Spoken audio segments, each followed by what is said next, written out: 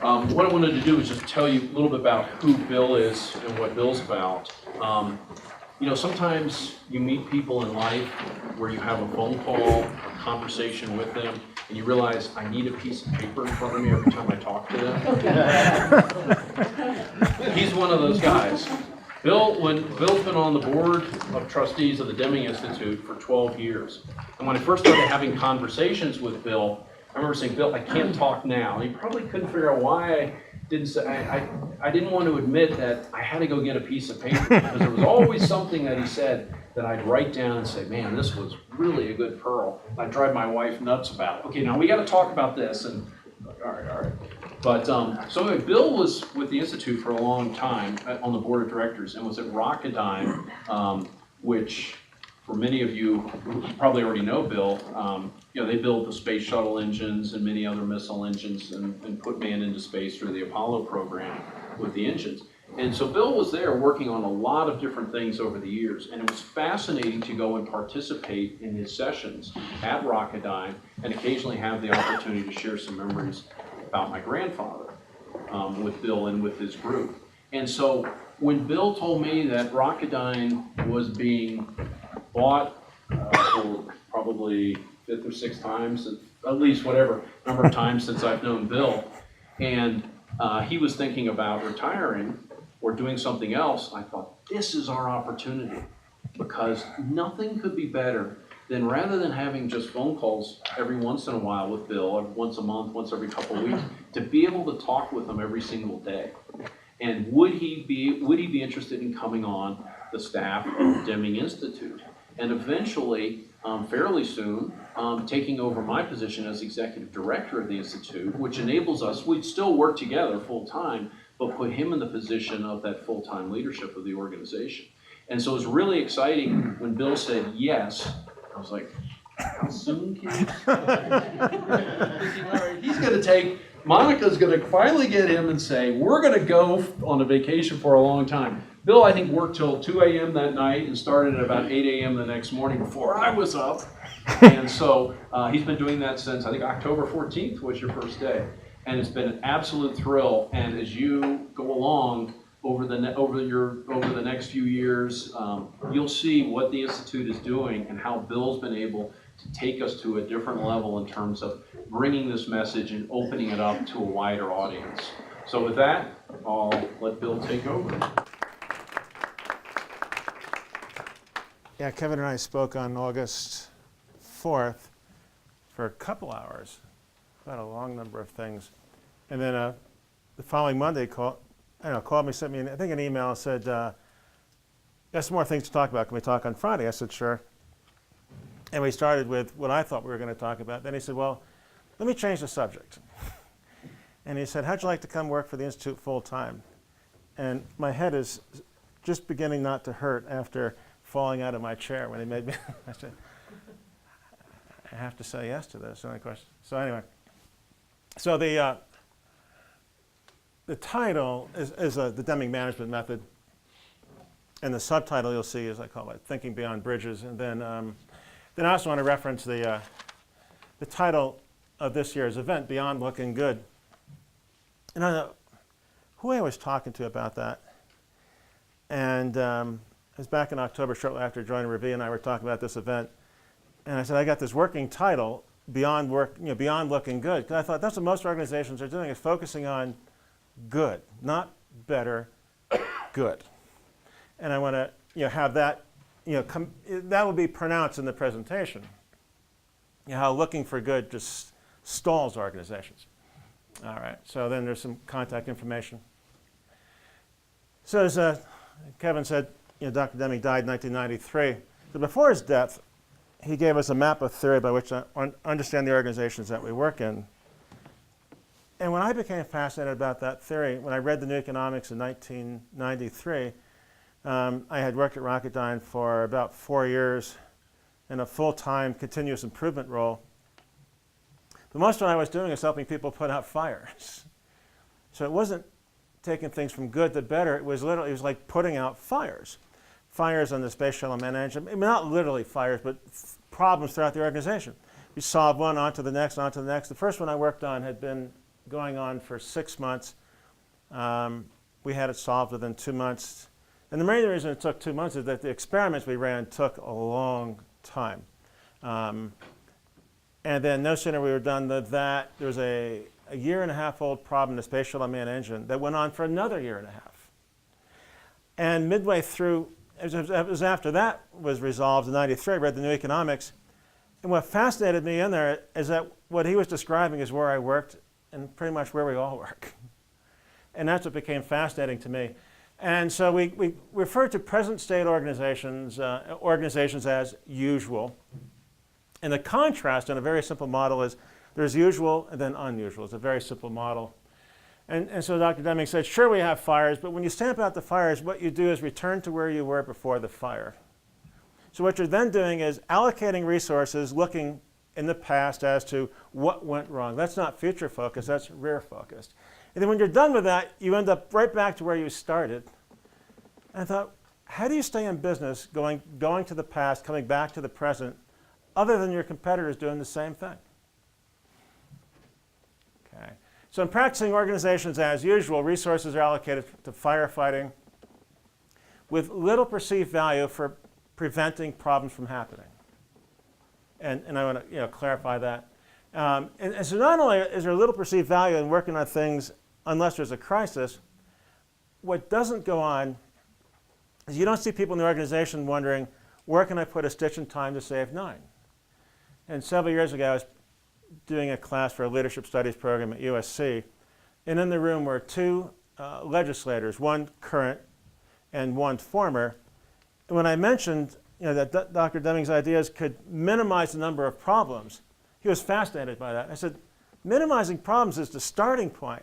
And so what's more exciting than that is then starting to think about where can I spend $1 to save 20, spend 100 to save 1,000, and those opportunities do not go on. But so what I want to look at is why we have problems in the first place and what prevents us from the bigger opportunities. So Dr. Deming's theory of management offers opportunities to both prevent problems and also seek opportunities for investment. So before going to Rocketdyne, I worked in the tank engine or gas turbine industry. We made tank engines and then rocket engines for the next 26 years. And then beginning of 2000, I started going to the UK. I had a friend over there, and we formed a deal where he would find places for me to present, such as Philips Light Bulb Factory near Glasgow, City Council of York, England. This is a library at Cal Poly San Luis Obispo. Then this is an after-school program, where all the kids in that program are now 23, 24 years old. There's somebody told me, you can't show their photos. Okay, fine. But what all these organizations have in common, if you forget about the kids, is people trying to apply Dr. Deming's ideas. And I would ask people, and I would do presentations in Los Angeles, I would say, how many of you work for companies that make rocket engines? And there wouldn't be anyone in the room. I'd say, I hate to bore you, but the ideas I'm sharing with you only apply if you work for companies that make rocket engines. It was just intended to be a joke. Right? But yet, I can't tell you how often I'm on the phone with people, and Kevin and I go meet with people, and they say, but do Dr. Deming's ideas apply if we don't do manufacturing, if we don't make cars, if we're not in high volume production? Yeah, they do. And at work, I remember being there was like a share fair going on at work, and I had a booth talking about what I was doing. And one guy came by and he said, so is what you're doing applicable to me? I said, it's applicable to all organizations. He said, even if I'm a one-person operation. I said, if you're Tom Hanks living on that desert island, right, in the movie Castaway, I said, your ability to survive is based on your ability to organize the resources on the island for shelter, for food. So yeah, they apply everywhere. So what the ideas are applicable to is improving how we connect resources together. And the together is a really big piece because organizations, as usual, fundamentally don't believe in together. The word may as well be replaced by separate, and that's what I want to show you. So the ideas are universally applicable, but we're still being asked this question, do they apply outside of manufacturing? And that's where this bridges picture comes in. And so these bridges were taken in New Hampshire across the same river, short proximity. So on the upper left is a railroad bridge, and then an automotive bridge, and then a footbridge. And what I like in the bridges, too, as I started taking pictures of bridges, is a bridge is an example to get you from where you are to where you could be. So you could say, well, give me an example of how Dr. Deming's ideas might apply. Manufacturing, I'll give you an example. When I find that people get stuck on the bridge, they take the example and not realize what you really need to know is how to build the bridge. And the realization, when I spoke in England a number of years ago, I took photos of bridges across the UK.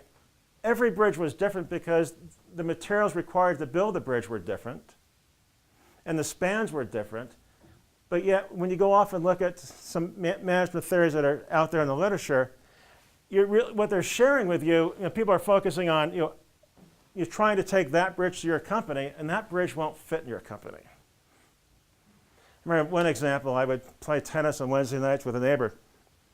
We'd go out at 10 o'clock at night and then play for a couple hours.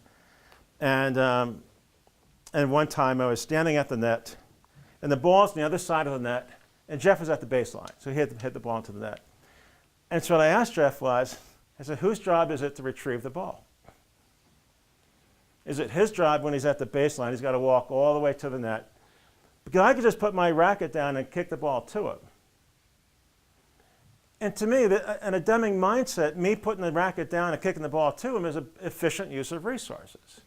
So when I'd asked Jeff, I said, whose job is it to return the ball? His answer was, depends on who's winning. Right, but the idea is that if I can go to work and I tell people that example, they would be like, but how do I design a rocket engine with that thinking? Right, because they're stuck on the tennis ball, not realizing it's about how we share resources. All right, so this is when I met Dr. Deming in 1990. Okay, and so at that point in time, he would ask questions like, are you in favor of quality, yes or no? Instead of talking about quality, what I found when people talk about quality, they say, oh, you want to talk to the vice president of quality, which moves the conversation to one department. Everybody else says, thank God I don't have to take that training. And so I frame it as, are you in favor of teamwork? And who does that apply to? Applies to everybody, right? Because you say, what if you're Tom Hanks and you're on the island there? Well, then I'd say it's your ability to work with the resources on the island, which is still kind of a team activity. All right, so I broke the presentation down into these segments. So first, what does it mean to work together, learn together, think together? And I bought a digital camera years ago, went out and spent an afternoon taking photos of what I thought represented teamwork. And so this photo of the birds was taken over Magic Mountain Amusement Park. And what struck me, with my background in aerodynamics, is that these birds are not flying in a random pattern. They're spacing between the birds, right, just like spacing between professional bicyclists. So the gaps are what matters, and they're constantly maintaining the gaps. So they're flying together. Right? And so if you understand the concept of what it means to work together, then what does it mean to learn together? What does it mean to think together? So together, taken or considered collectively, conjointly, without interruption, continuously, uninterruptedly. Okay. All right, what do we do together? We eat together, drive together, sit together. So this term shows up all the time. All right, synonyms, jointly, mutually, collectively. Right, but take into account the contrast, separate, apart, individual, alone, independently. Think about Kevin, right? So Kevin's talking about the organization where he alone made it happen. So Kevin was operating down here, which is not uncommon. All right, so I went searching for Aesop's fable on the four oxen and the lion. And so the lion prowled around a field in which the four oxen used to dwell. And the photo I found on the search, something like this. So they're back to back to back. And then the oxen broke ranks and the lion ate them, leading to the expression, long before Abraham Lincoln, united we stand, divided we fall. So I put this out because the idea of working together is not a new concept. It's a very old concept. Henry Ford, coming together is beginning, keeping together is progress, working together is success. Right? Van Gogh, great things are done by a series of small things brought together. So we have United Airlines, United Technologies, United States, right? Manchester United. Not Manchester divided, right? All right, so resource management. So a picture is worth 1,000 words. So what do you see in the photo?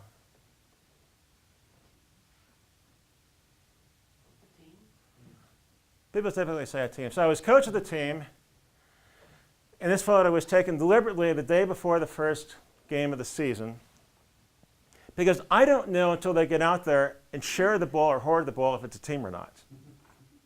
Because for all I know, Tanner in the front row is being paid by his grandfather $5 for every goal which is scored, which I saw happening. Not with Tanner, but I don't know in this photo who's willing to share and who's willing to hoard. But I've seen the behaviors. And I don't remember all their names, but this kid here was probably the most talented one in the field, and he really didn't think he needed anyone else. And so he would take the ball from center and get 10 feet and lose the ball and be frustrated every single time because he didn't realize he had teammates.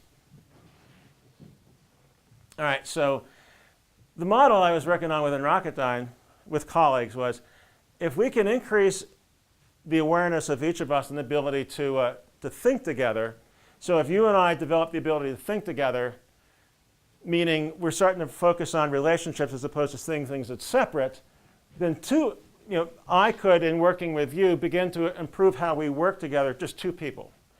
That then can improve how we learn together, just two of us. Because again, Kevin's talking about, what is your ability to make an impact in your organization?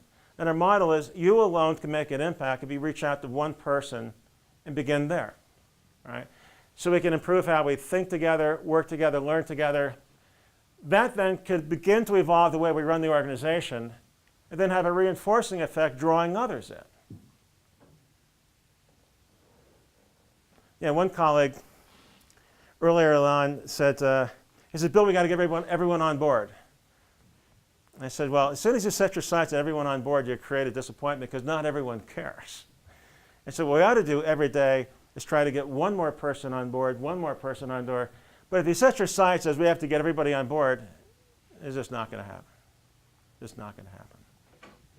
Because some people, they're interested, but they could have a personal crisis at home. So expecting everyone to get excited by what I'm sharing with you is not realistic. A two-headed rattlesnake. So some of you have heard this story.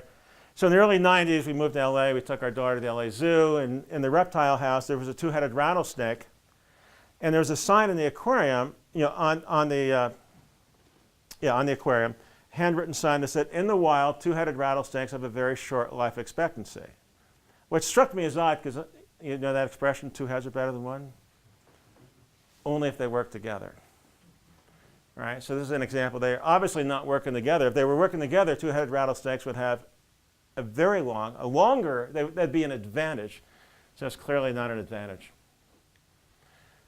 Tom Johnson at Portland State. Okay, the world we perceive is the world we bring forth through our thinking, right? And what he's talking about is not that we see the world as it is, but we see the world as we are.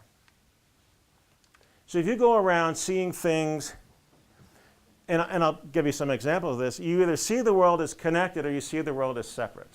And it's more than talking about we like teamwork. That just doesn't get it done. When Boeing owned Rocketdyne for about 8 or 9 years, working together was the slogan for the 777 program. And I came up with presentations, and I called it Present State Organizations, We Talk About Working Together. That's what it is. It's a lot of talk about working together, as opposed to really working together. Okay. And so I've been asking this question for, there's two different questions, but this is one variant of it. And so when I go to university settings, and many of you have heard this before, the question is, how much time do you spend studying for the final exam, using weekly quizzes and midterms, and looking at the questions you got right? How much time is spent studying the questions that were right when studying for the final exam? What I find is very little. Right. In industry, the question is, how much time is spent every day discussing parts, tasks, milestones, activities which are good and going well? When I find the answer to that question is nearly almost zero all the time.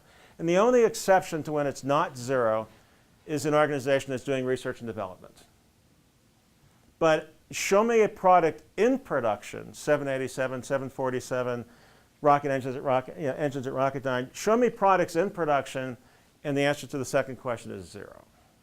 I mean, almost to the point that I've been in audiences when I ask that question, and I have it go up on a slide, in one particular aerospace company, there were 110 people in the room. Before I could turn to read the question, the room erupted in laughter. Because this whole notion of, why would you work on things that are good? And this is where the title of today comes from, Beyond Looking Good.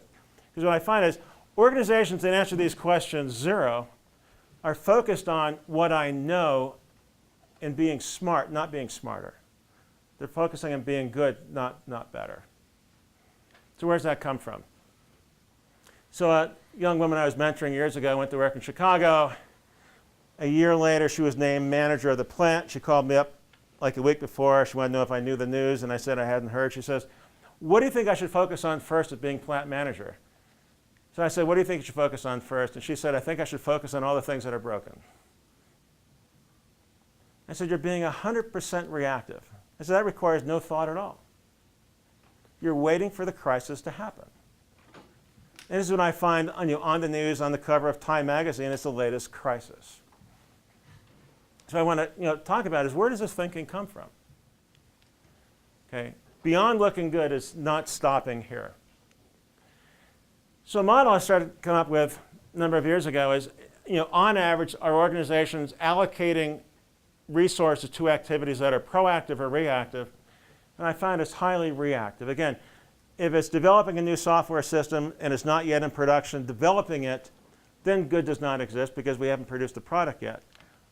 But as the rocket engine, the software is being tweaked, and then the button is pressed and it goes into production, then I find organizations tend to be highly reactive. So proactive is applying effort while things are good, okay, or well. Okay. Reactive is applying effort after bad happens. Right. The other dimension of this model, which came about maybe a year or so later, started focusing on the language of who owns the resources in an organization. And I started really, there are people talking about my conference room, my department, my ideas, my equipment. There wasn't a great sense of ours. And so what I found is in a non-Deming organization as usual, people tend to operate in the lower left quadrant. And so in terms of what type of resource management, the descriptor reflexive comes from Dr. Deming saying somewhere, pulling your hand off of a hot stove requires no thought. And I thought, that's the model. Because when I find with people, I say, well, are you working on things that are good? It's like, Bill, why would I work on things that are good?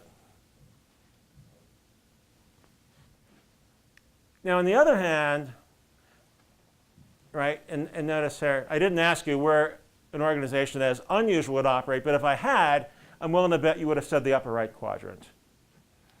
Yet organizations as usual operate on the right-hand side, right? But instead of being always proactive, the model is to be proactive where it makes sense and reactive where it makes sense. Which means being reactive on the right-hand side is a choice. Being reactive on the left-hand side is not a choice. It's the only option we have. So on the right-hand side, being reactive is, are you going to wait to go to the doctor when you're sick, or are you going to sign up and go for wellness visits? It's a choice. Right? You're going to put gas in the car before it runs out, or are you going to wait till it runs out? You're going to replace the light bulb before it burns out, or are you going to wait? You're going to call the plumber and come by with a fiber optic scope and go around and look before, or are you going to wait until you have a plumbing problem? And we think, oh, why would we be proactive? In medical science has advanced due to fiber optic scopes that allow us, allow doctors to go in and do GI tests and you can see colon cancer coming. Whereas when I went to elementary school, the cancer tests were to tell you you had cancer. There wasn't proactive. It was reactive. So on the right-hand side, we are purposely understanding I could be proactive, I could be reactive. That's a Deming organization. All right. So how important is customer satisfaction? Okay, I'm not going to ask Amy because she's already seen this. But for those who haven't seen this, what would you say?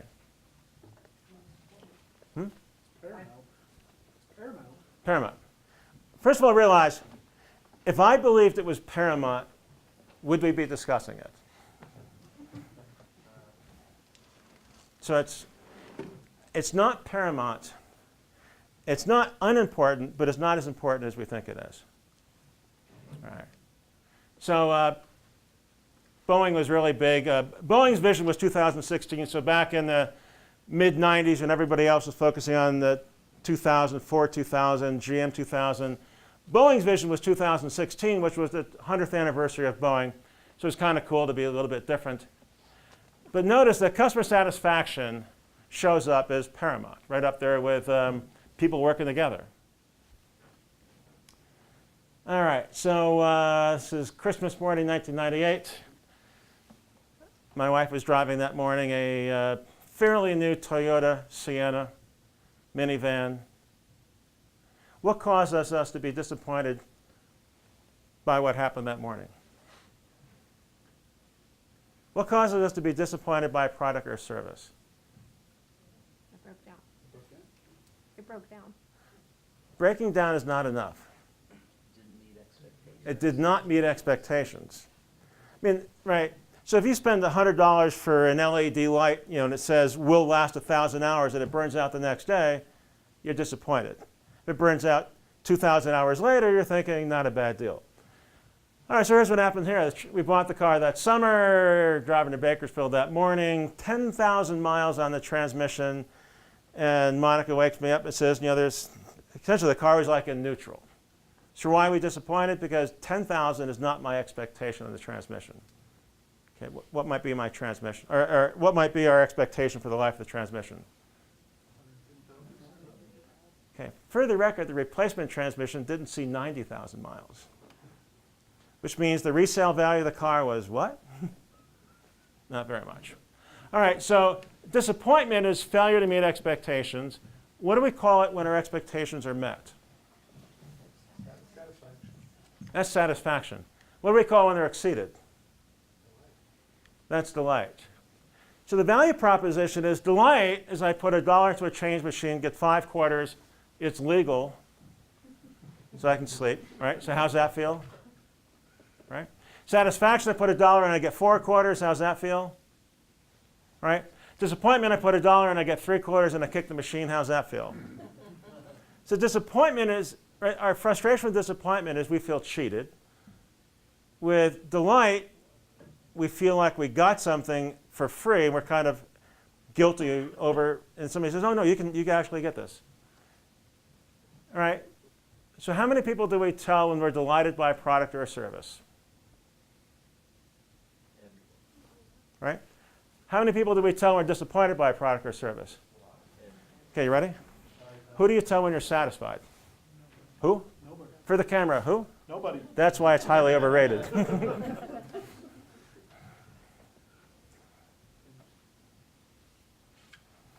and try this out this summer when you're having a family reunion. Send a note out to your cousins and whatnot and say, make sure to bring your satisfaction stories. Before we leave, we're going to go around the campfire and share them. So why is satisfaction so important? Right? Because everyone says satisfaction is incredibly important. Why are we led to believe that? Because if people are disappointed, you hear about it. What's that? Because if people are disappointed, you hear about it. I think we're so used to being disappointed, we'd be thrilled to get 4 quarters. We're going into the engagement thinking, if I break even, I'm thrilled, but I'm based on past experience, So the idea is that a Deming-based organization understands this model. A non-Deming organization stops at satisfaction. They'd be like, why should we go above and beyond? They didn't ask for it.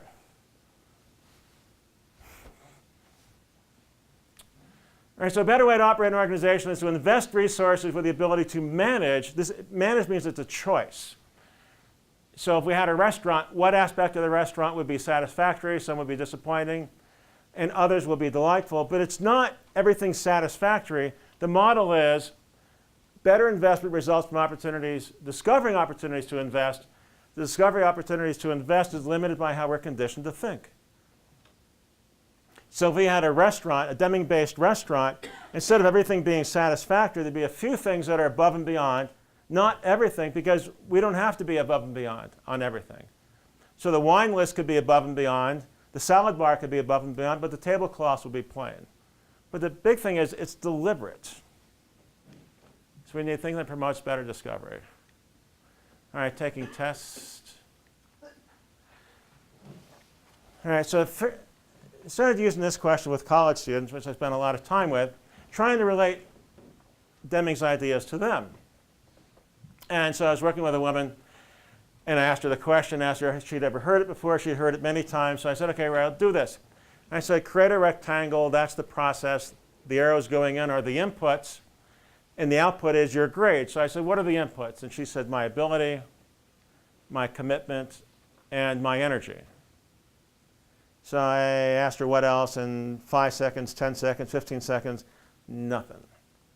So I said, ever had a situation where other students ask questions, you learn from it, it affects the grade? She said, it happens all the time. I said, well, that means other students are inputs. Then I said, if other students are inputs, what other inputs can you see? And this was, in a phone call. She says, my professor. I said, OK, write it down. My parents. I said, OK, write it down. She says, my brother. I said, OK, write it down. I then said, how many inputs are there? She then said, there's an infinite number. I said, well, if there's an infinite number, why'd you get stuck at 3? Because she was focusing on herself. Right? This is Kevin thinking, look at what I've done. So the idea is, as soon as you realize there are other inputs, the question shifts to, how do we do on the exam? When I shared this question with the college students and asked them, is there anything odd about that question? And I even talk about me and we organizations.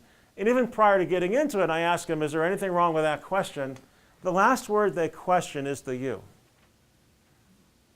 Because we're so used to thinking we caused the grade. Right? Kevin's thinking he alone changed the performance of his organization. Right? We go through school, elementary through college, thinking that we caused the grade by ourselves. I tell you, what an awakening it was to think of, in spite of all that time I spent answering every calculus problem, every conduction heat transfer problem, to realize that I actually had help. That's a lot of humility, as you heard from Kevin. Right? So in a we organization, we're talking about how are we doing on the design, how did we do on the proposal, how are we doing on the contract. Okay, this is leading up to the vision therapy. In Myron Tribus, similar thought to Tom Johnson, what we see depends upon what we thought before we looked. So with that trip report, I'm going to give you some instructions and then give you a few minutes to fill it out. What I want you to imagine is that you've recently visited 2 types of organizations, as if we can break it down to 2 solid organizations. One is a me organization, one is a we organization. And the contrast is what we've been talking about. Organizations as usual are me organizations. Organizations as unusual are we organizations.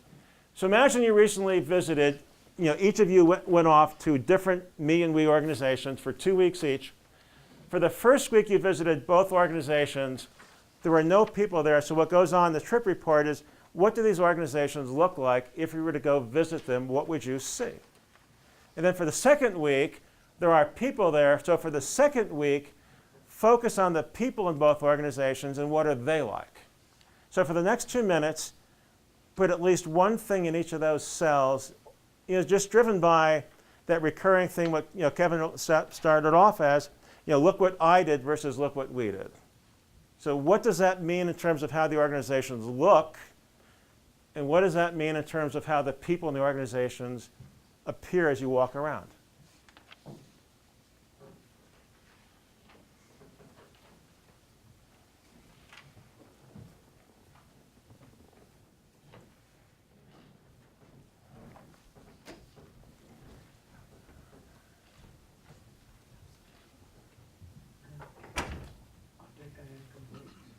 What's that? I'll take an incomplete. Okay. You need a pen? Okay. All right, one more minute. Again, the important thing is to get at least one thing in each of those cells.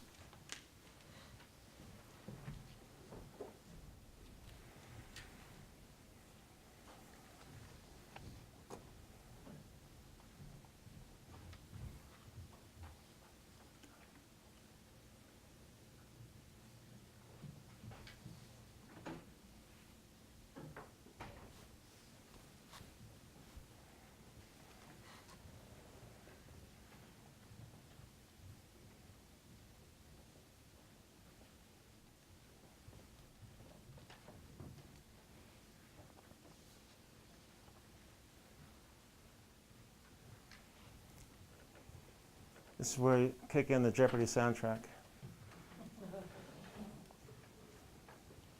All right. So again, the important thing is to have at least one thing in each cell. All right, so do this. For the next minute, compare answers with whoever's sitting next to you in 2s or 3s. Sue's got the right answer.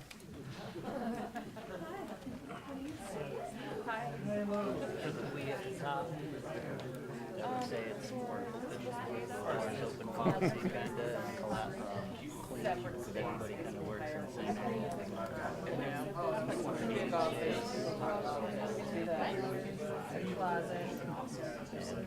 Same thing right there, they're collaborating, they're smiling, same thing over it, there's space at the bottom, so it's quiet. And then comparable. Pretty easy to see the difference. Sounds good. Well, that's what does a happy, smiling organization physically look like? That's a people characteristic. Good. Yes.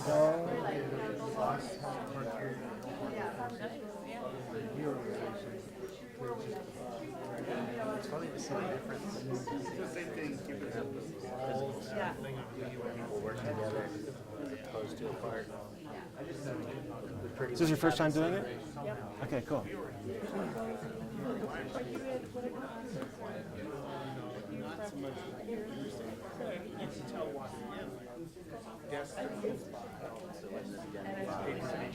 All right. So let me get your attention. So the first question is, when you compared, did anything jump out that you said, I have no idea where that comes from? Is there anything the other person had and you just say, right, you're just... So in other words, then most of what the other person had, you would say, I can understand where that comes from? Okay. And that's what I found, having done this 500 times since the 97, 98 time frame, the responses are very, very similar. So, so in the beginning, I would write them on a flip chart to throw it away. Then they started to become interesting and more interesting, so I started to collect them and date them. So this is January 2001. So over here, yoga class schedule. Anybody have that? No walls. Somebody had that? No walls. Clean and well maintained, well lighted, good air. Not a lot of waste. Daycare on site. Anybody have that? Break rooms, visible metrics. Bathroom facilities. That's always a plus. All right, down here, highly motivated, on the floor management, open lines of communication, attentive, enjoy working, part of the solution. They're not part of the problem, self-inspection. They enjoy the people they work with and they smile. Okay, over here, slogans, empty slogans. Front office manager, someone always looking over their shoulder, dictatorial, unattentive, individualistic behavior, punitive, quota data gatherers, on a time clock. They go with the flow. Up here, not well maintained individual departments, walls, poor utilization of assets, separate and distinct work areas. You had that, right? Outdated facilities, sloppy, candle lighting.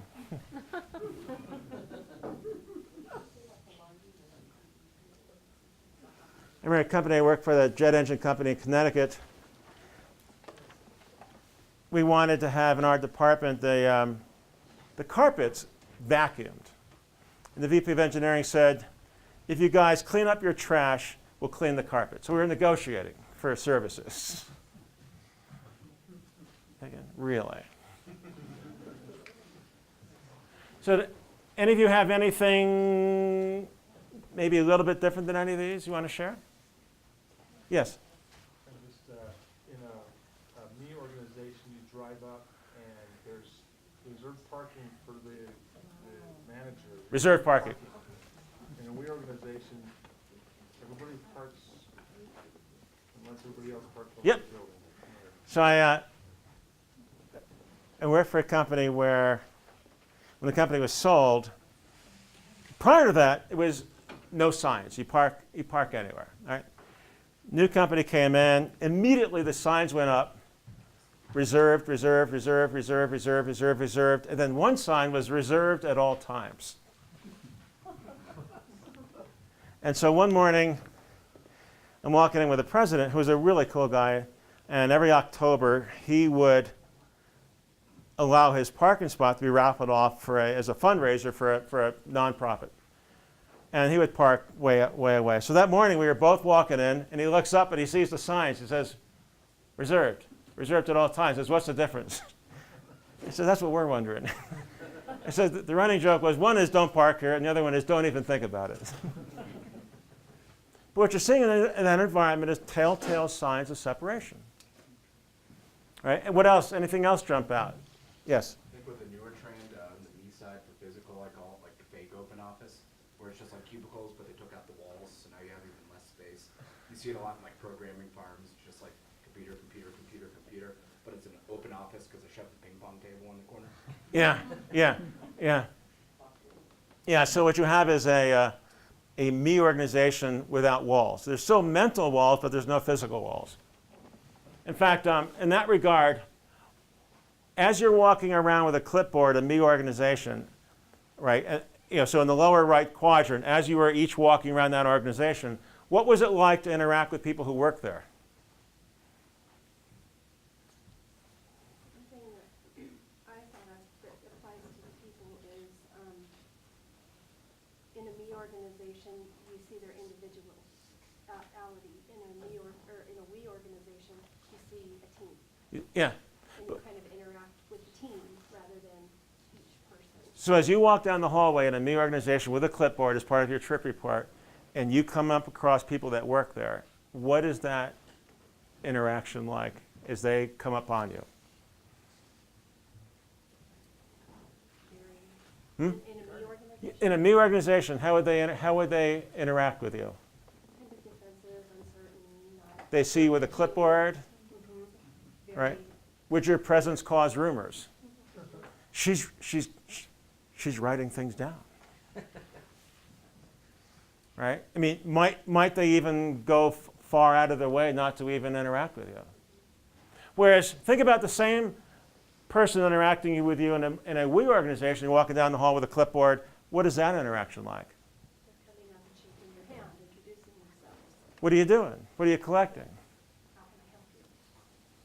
So when I was working in Connecticut on a major problem that went on for several months, and it started during a strike, and so we were racing to get things done, and then the strike was over. The people running the machine were back, and we were working with them at their pace and all, and I remember being there one morning, like on a Sunday morning, and he says, so why are you here? And I said, well, I'm here, blah, blah, blah. And he says, you're getting paid overtime. And I said, no, I'm just here, working on this. He says, man, you're a fool. Well, 24 hours later, I was still there. And he's like, you're still here? And I said, well, if anything goes wrong, I need to be here to watch what's going on. Well, eventually he became interested in what I was doing. And I said to him, and he became fascinated. He comes over and he says, so what's this all about? And I told him. He became so interested. I tell you, when we're done, I'll show you the results. So I went to someone in management after a presentation of the results, and I said, I'm going to go to Building 10 and share the results. He said, you're not going to do that. I said, why not? He said, if you show them how to optimize the equipment, he said, they'll figure out how to destroy the equipment. You show them the best way to run it, they're going to do the opposite. So I said, so you trust them to run the equipment, but you don't trust them to show them how the machines operate? He says, you're not going to show them anything. That's not an uncommon set of behaviors in a me organization. So what percent of organizations do you think are me organizations versus we? About 80-20. What people have been telling me in this unscientific survey is the majority. What keeps them in business?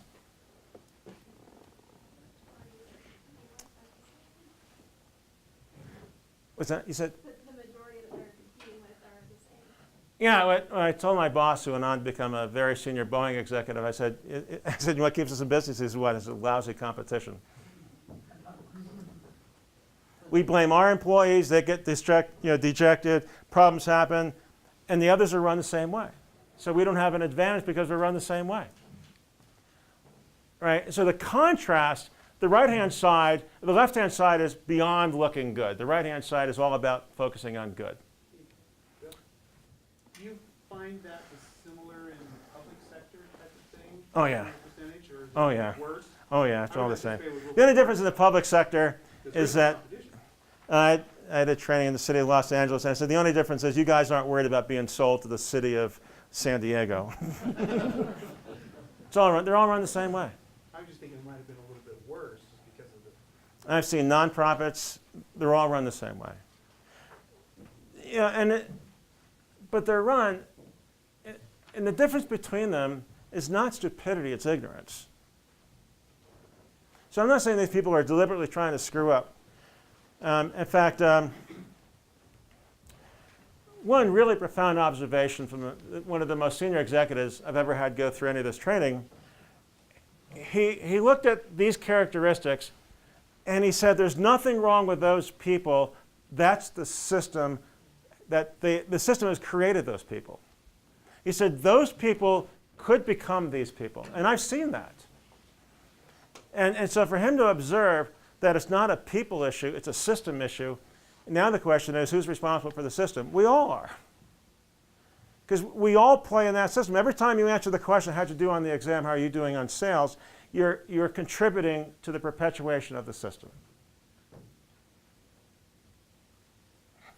Now, I find they're all the same.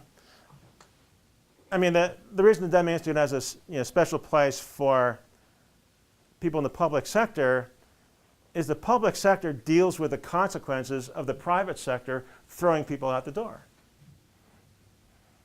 So those externalities are our problem. So then companies hire, fire, and fire. They get thrown out into the street. Now it's up to us. Think of the Bruce Springsteen song. What's the song? We take care of our own. And to me, the public sector is about taking care of our own. And the more we had we organizations, the less pressure there would be on the public sector to go take care of all that. All right, adding up. So we live in Santa Clarita, which is this green circle here in LA. Downtown LA is somewhere down in here. But over here is New Kiama. And again, for those of you in Steve and Review's class, you saw this, but for the others, this is a real sign.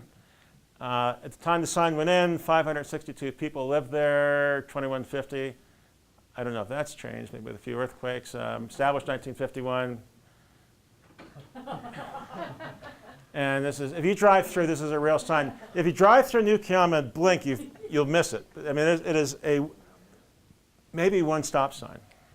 All right, so this sets the stage for addition. So what does 1 plus 1 equal? What we're used to is 1 plus 1 is 2, which means what? An apple and an apple is 2 apples, a cup of water is 2 cups of water. That's everyday addition. How about this? What if these 7 departments, which are linked as shown, each save $1,000?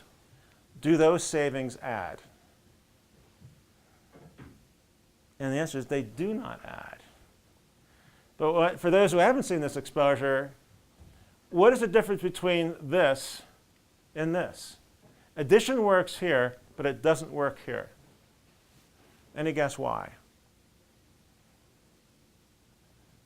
I mean, several years ago, Mayor Villaraigosa said, there's a major cost-cutting effort in the city of Los Angeles, and he talked about adding up the savings. I mean, business as usual adds up the savings. In a we organization that's unusual, there's a realization that savings only add if the activities are separate. So this savings could be someone going off and buying cheaper cleaning solution that this person needs to use to clean the carpeting. So maybe now it doesn't clean the carpeting as well. Is that an issue? So think about how often do we have activities. The idea is that this activity feeds these activities. They are interdependent. So the savings of the cheaper cleaning solution is only a savings if we don't use it. You get a hospital that goes off and replaces the expensive doctors with cheap doctors. That's a savings if they never see anyone. But as soon as those cheaper doctors go into those examining rooms, you might begin to see that it's not as cheap as you thought it was. Okay. So savings do not add when you depend on my work and I depend on your work. When things depend, addition doesn't work. Addition is the absence of a relationship. And I explained this to our daughter when she was in 6th grade. I came home one night. I had given her an assignment to have the adults in an after-hours training look at what does 1 + 1 equal, which she thought was a dumb question. And I said, well, it's not so dumb. And I explained to her that if her and I worked at Taco Bell and each had a taco stand that can make 1 taco in an hour, I said, Allison, your taco stand's over there, my taco stand's over here. So in 1 hour, how many tacos can we make? She said 2. I said, how are we working? She said, separately. I said, what if we threw lettuce at each other? She said, oh, then it would be less than 2. What if we collaborated while you did the shells, I did the hamburger? No, it's more than 2. So working together is not addition. Working together is the potential that 1 + 1, 2 people can do the work of 4, 5, 6. So is that applicable in any organization? Right? And if people work against each other, that's like 10 people doing the work of 2. Can that apply anywhere? Yes. Right, the next question is, can you show me any organization where people are actually independent, where someone can go off and get cheap cleaning solution or save money and it won't impact the others? Can you think of an environment where that would never happen? So for the City Council of York, which is the lower left, the advice I gave them was, because one of them was involved in city housing, and at the end of the seminar, I said, what you ought to be doing is educating the Yorkshire Post, because when you decide that more expensive paint, which is more mildew resistant, therefore doesn't need, because they're responsible for painting homes owned by the city housing, I said, the more expensive paint will last longer, therefore that's doing more with less. But do you realize what the front page headline will read in the Yorkshire Post? Extravagant use of paint. And what they're missing is paint is not paint, but we take it as interchangeable. And I'll give you some more on that. So one, things don't add, and this is what I was alluding to earlier. Can you imagine an environment where somebody spends an extra $500 over here, and that investment could result in a $3,000 savings over there? Right? First ask, in a me organization, would I ever spend money in my department to help anyone in another department? And even if I did that discreetly, what if my boss found out about it? Right? Do you think he or she would smile at me? So these are the opportunities that exist anywhere. This is what I was trying to get across to the state legislator. How about these opportunities? That's just 2 people working together. Again, beyond looking good. In this Sufi tradition, you think because you understand 1, you understand 2, because 1 and 1 makes 2. But what's missing is we have to understand and, which is what is the nature of the relationship. So what Dr. Deming's talking about is there's no relationship addition works. If it's a positive relationship, then you have super addition, 2 people doing the work of 4, 5, 6. If you have negative addition, negative additivity, then you go the other way. All right, seeing systems. All right, so Kevin mentioned my background working at Rocketdyne. So there's a space shuttle. And all I'm showing here is, I work with engineers who are working on these things, and they could easily forget that this is part of this, is part of this, is part of this. And it gets more complicated than that. So Russ Aikoff says a system is not the sum of its parts, right? That alone, right? Sum, right? That's addition. It's the product of the interactions. The art of managing interactions is very different than the management of actions, and history requires this transition. Right, how many of you on Saturday morning when you're running errands treat them as independent activities, meaning you randomly go to Walmart and then come home and randomly then reach in the job jar, pull out the next one that says go get the dry cleaning, right? Do you treat them as random or do you figure them out, line them up? That's managing interactions. The point is that that's what we naturally do. So a product is conceived. Could be a cordless screw gun, could be a rocket engine, could be a software system, could be the new operation of a hospital. It's conceived with uses in mind, but this is how it's managed. We break it into parts, and each person gets a part. Right? But on the left-hand side, there are no parts. But because these things don't grow on trees, right? So in nature, there are no parts. So we create the parts in order to create this whole. So the actions are the parts taken separately. The interactions that Aikoff's talking about is how well they work together, right? Defines how well the hospital operates, how well the school system operates, how well the national park operates. And it depends on literally the gaps between them.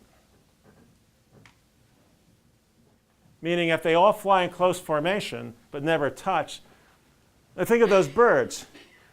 The proposal is those birds flying in space are managing the spacing between them.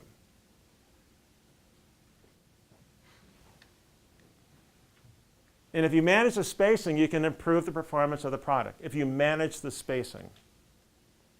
The trouble is organizations, as usual, manage the parts, not the spacing. So in the late 1960s, Frank Pipp, an assembly plant manager for Ford, instructed his team to take apart competitors' cars.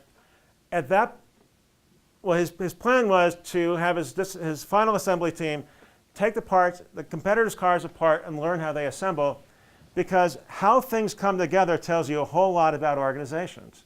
As long as they're separate, you don't learn a lot. How well the organization works, how well the product works, depends on how well they come together. At that time, connecting parts within Ford could rarely be assembled without a rubber mallet used to bang them together. If two parts went together without a mallet, the Ford plant called them snap fit. Right? And Pipp's experience with snap fit was rare. To his amazement, one competitor's car, a Toyota pickup truck, was purchased in 1969 and assembled without mallets. The plant manager was so astounded by the results, he had the assembly team take it apart again. The second time, he realized there was something serious going on, so he called out someone from Ford's corporate headquarters. And when that executive came out, he told the team the customer would never notice the difference. But think about it, that is the response of a business as usual environment. And the plant manager, Frank Pipp, quit Ford, went to work for Xerox, because he saw the Toyota product. And I don't know that he knew Dr. Deming's affiliation with it, but he knew that that was a different system than they were doing. So this is an excerpt of a conversation between Dr. Deming and Russ Aikoff, 1992. Russ taught at the Wharton School at the University of Pennsylvania, for 25 years. And Russ says, the characteristic way of management we have taught in the Western world is to take a complex system, divide it into parts, and try to manage each part as well as possible. And if that's done, the system, what? The sense is that's as good as it gets. Yeah. Right? To which Russ says that's absolutely false. What's missing is that the parts wouldn't fit. Think of the hammers at Ford. To which Dr. Deming says they would not work together. So the together term shows up again. To which Russ said, good. So it's the working together that's the main contribution to systemic thinking, as opposed to working in parts separately.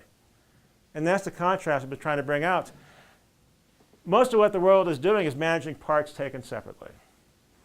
What Dr. Deming's talking about, with a lot of help from Russ Aikoff, who's a systems theorist, is that it's about the relationships between the parts, not the parts taken separately.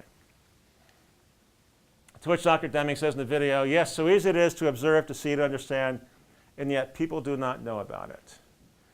I mean, I've been doing presentations at the UCLA MBA programs, USC MBA programs, taught for 4 years at Kellogg, adjunct.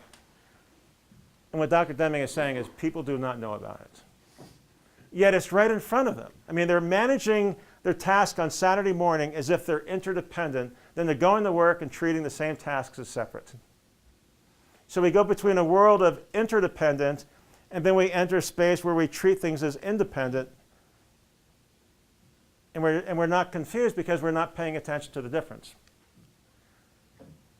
So beyond looking good is understanding what Aikoff's talking about.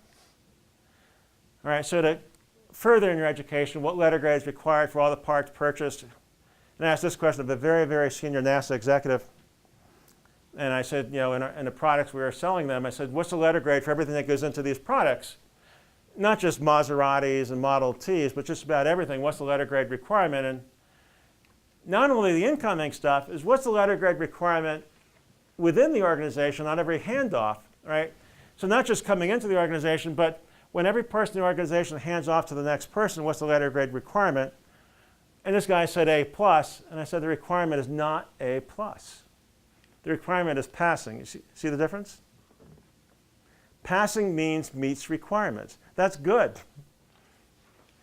All right? And so what we have in organizations as usual is a pass-fail system. The requirements are met or they're not met. And what we're doing is stopping at good.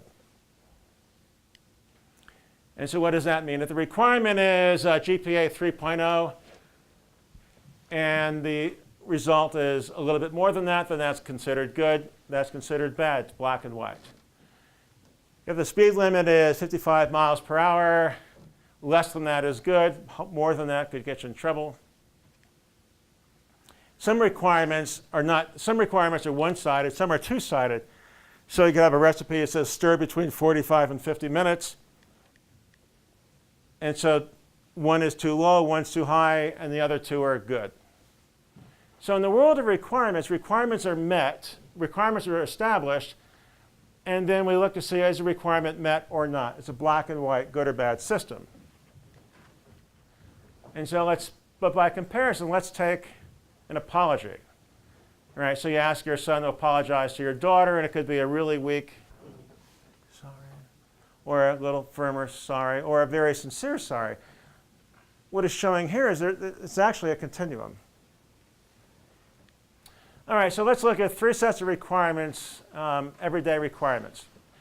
So you tell your teenage daughter be home between 10 and midnight, or your teenage son. What time do they show up? Okay. The term paper must be between 20 and 25 pages long.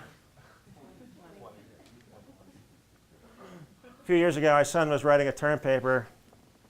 And he had me read it. It was like 7 pages. I said, this is really good. He said, I need 3 more pages. So I know where you're coming from. All right. I've got a professor I work with at Cal Poly, San Luis Obispo. He tells me in a philosophy design class, if he tells the students, come in for the next class with at least 20 ways to do this, they'll come in with 20. So this is a focus on good.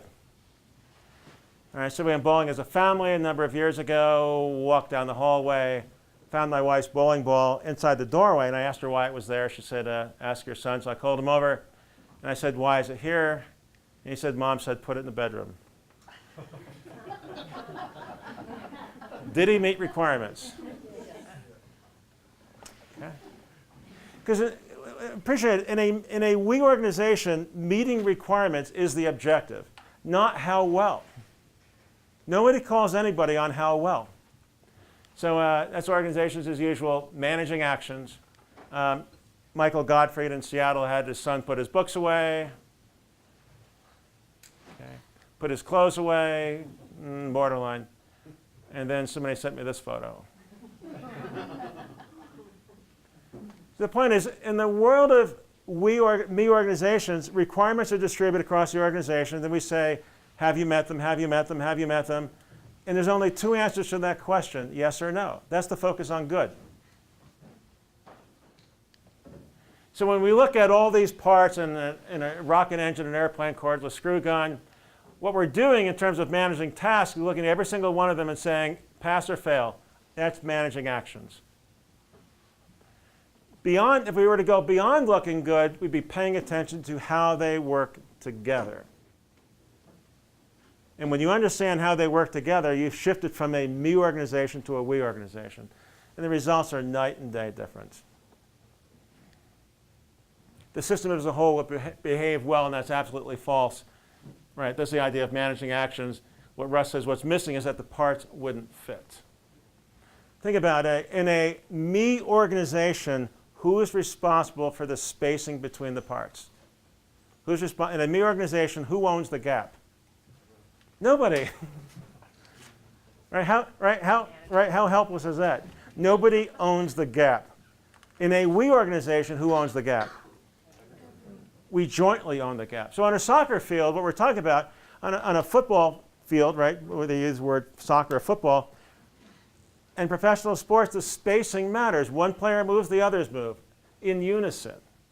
That's organizations as unusual. So now I get into modes of thinking and then wrap it up. What do you call the person who graduates last in his or her class in medical school? What do you call the person who graduates last in his or her class at West Point? The technical term is goat, as in the animal. Okay. I don't know where the term comes from, but it's been around for a long time. Turns out Pickett, as in Pickett's Charge, graduated last in his class, and so did Custer.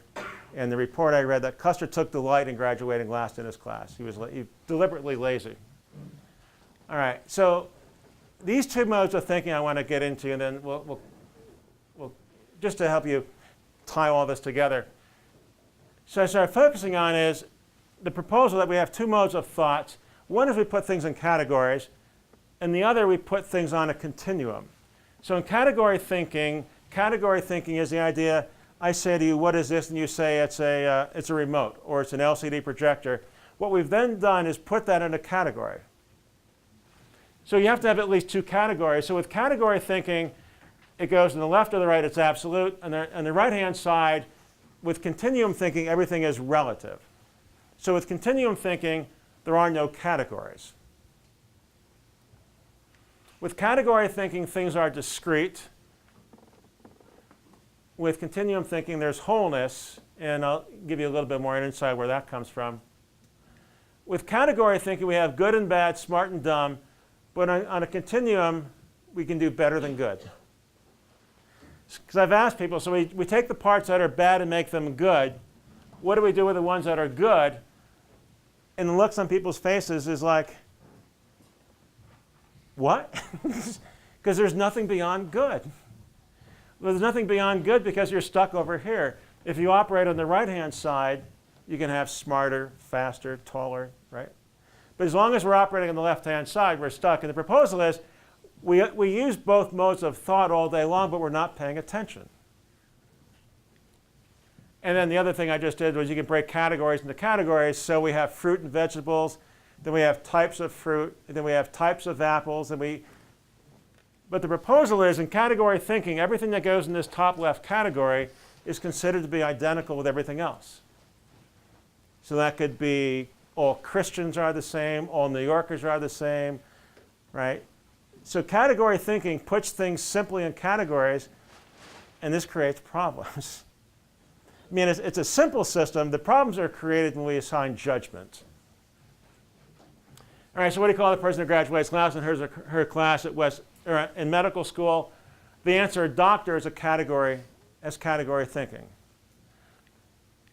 But GOAT is continuum thinking because GOAT is saying West Point takes graduate number 1 through number 400, and when you rank them in order, that's continuum thinking. So which mode of thinking are we using when we seek a recommendation for a heart surgeon? Which mode of that?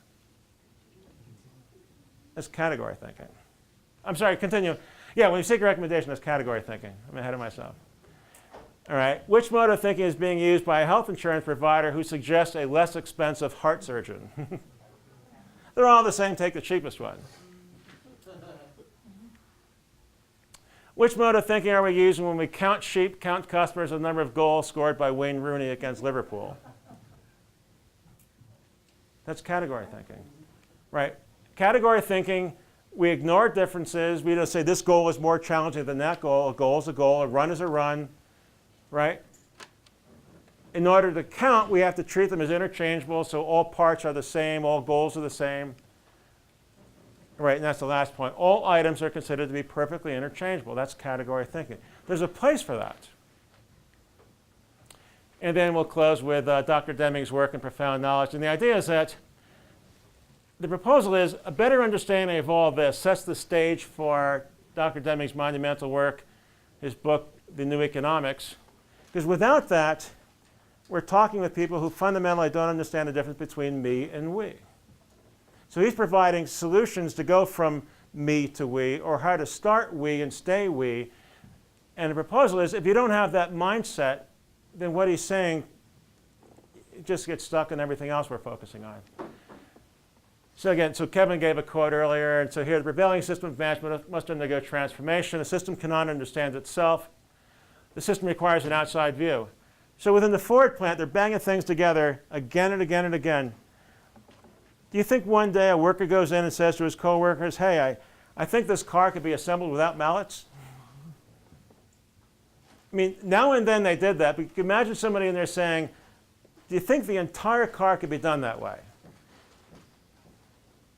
And if someone did have that suggestion, then it might be time for your analysis. Right? The first step is transformation of the individual. The transformation is discontinuous. It comes from an understanding, he said, of the system of profound knowledge. The individual transformed perceives new meaning. Right? Think of Kevin. Perceive new meaning to events, to life, to numbers, to interactions between people. The outside view, what Deming's talking about, all related to each other, is do we have appreciation for a system? And that's the notion. These parts are not separate. They're actually connected. Do we have knowledge about variation and that all those doctors are actually different, all those employees are actually different? So we have to manage the variation. The psychology piece, somebody asked me once, they said, so the psychology stuff, that's only when you have people. Yeah, if you've got a factory filled with machines and no people, then you can work with the three elements. You don't have to worry about psychology. That's when we get into machines running machines. The theory of knowledge piece, what Dr. Deming is talking about, is theories are predictions of the future. So what he's talking about in a me organization, well, in a we organization, we have theories about improving how we work together, improving how we learn together. And a theory is a prediction of the future with a chance of being wrong, which means we learn and then adapt. And so imagine the possibilities of a Deming management environment if organizations could develop a deeper appreciation of continuous and connected learning, if people in organizations could develop a deeper appreciation of working, learning, and thinking together in the markets that could be created, right, doing all this together. And then there's one last slide. All right, so we can, and what's behind this slide, there's another one, is realizing these are choices. Once you become aware, these are all choices. So should we be a me or we organization? Should we be proactive or reactive? Should we focus on mine or ours, be reflexive or purposeful? Should we choose Deming management or leave things as they are? And this is the other slide I was thinking of. I met General Dunwoody, who became the Army's first woman four-star general. I met her on that date in 2008 and gave a presentation at her huge conference back east. She was in charge of all Army logistics. And as we're heading out for drinks, she said, you need to have a slide at the end of your presentation that says, can anyone refute this proposal? And I said, well, what do you mean on my proposal? She said, well, your proposal on teamwork. I said, who's against teamwork? She said, that's my point. All right, so with that, there's the last slide. And any well, let's see. When we save the questions, we'll go ahead and grab lunch and save your questions for the panel at the end. All right, thank you.